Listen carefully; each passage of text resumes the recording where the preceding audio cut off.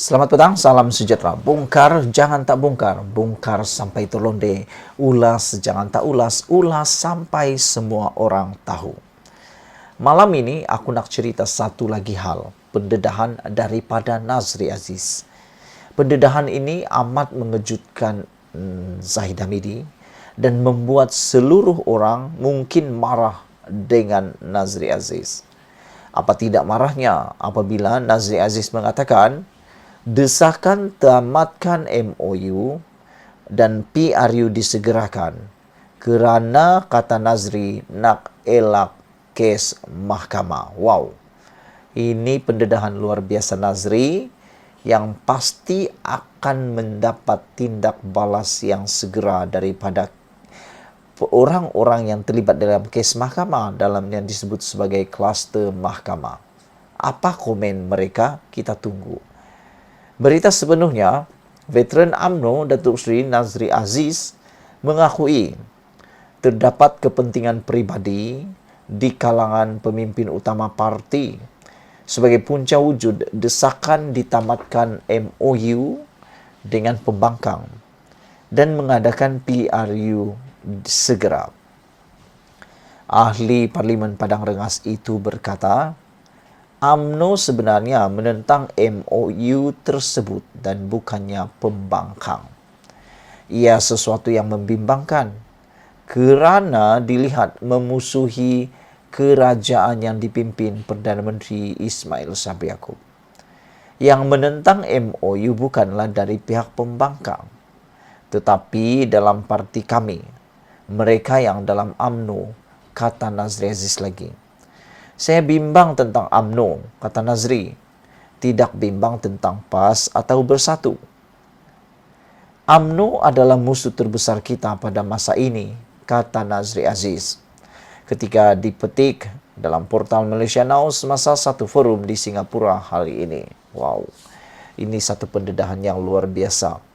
Beberapa hari yang lepas, Tokmat melalui temu ramainya dengan Asia Times juga tular apabila mengatakan Najib perlu masuk penjara terlebih dahulu sebelum dapat pengampunan. Meskipun mungkin itu bukan itu konteks yang ingin dikatakan oleh Tokmat, tapi itu telah membuatkan kehuru-haranya dalam parti UMNO. Ditambah lagi dengan pendedahan daripada Nazri Aziz ini, aku rasa UMNO makin lagi tersepit. Mana tidaknya, orang UMNO sendiri cakap. Beliau kata beliau bimbang tentang UMNO. Tidak bimbang tentang PAS atau Bersatu. UMNO adalah musuh terbesar kita pada masa ini, kata Nazri Aziz. Aku pun setuju juga dengan apa yang dia katakan ini. Sebenarnya yang boleh menghancurkan UMNO bukan orang lain. Yang boleh mencampuri urusan UMNO bukan orang lain. Yang boleh menyebabkan UMNO huru-hara bukan orang lain, tetapi dalam kalangan kepimpinan UMNO itu sendiri.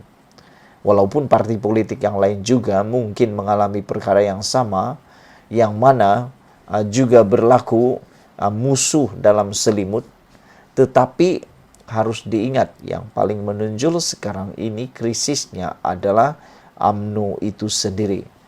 Namun demikian, mari kita bincang, mari kita ulas siapakah punca kepada krisis dalam UMNO ini.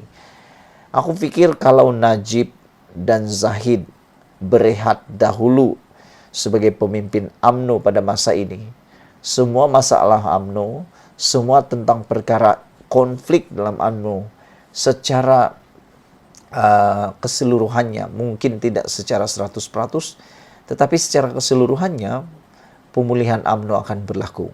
Kerana rakyat mula percaya, rakyat mula mengikuti arahan UMNO. Hari ini ramai rakyat yang tak suka UMNO kerana adanya kes-kes mahkamah itu. Tidak boleh kita nafikan itu. Menurut Nazri lagi, desakan untuk menamatkan MOU dan menyegerakan PRU 15 akan datang daripada pemimpin UMNO.